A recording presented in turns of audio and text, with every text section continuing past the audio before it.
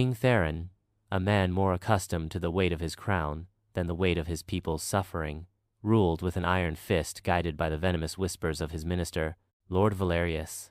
Valerius, a man whose ambition far outweighed his compassion, had systematically stripped the kingdom's resources, leaving the people toiling in fields that yielded little, their bellies aching with hunger.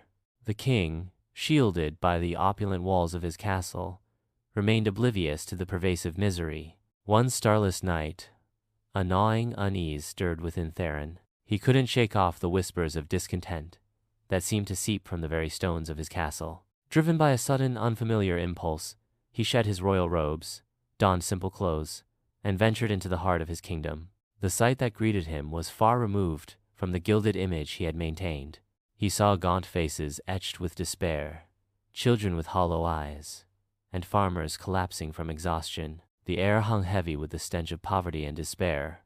He spoke to a woman whose hands were gnarled and raw from years of backbreaking labor. He listened to a farmer whose voice trembled as he spoke of his starving family. He saw the hopelessness in their eyes, a stark contrast to the hollow grandeur of his court.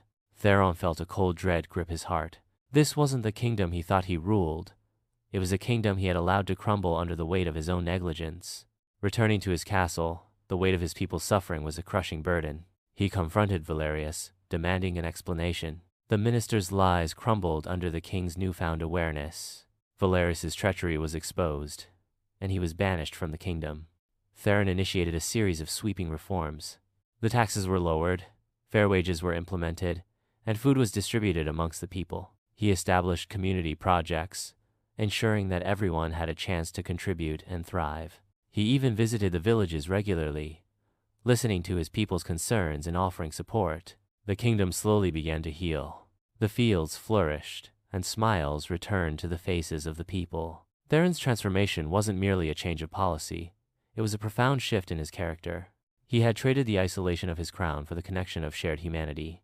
He learned that true power lay not in control, but in compassion, and that true leadership meant understanding and serving the needs of his people. His reign, once marked by cruelty and indifference, now became a testament to his newfound empathy and wisdom.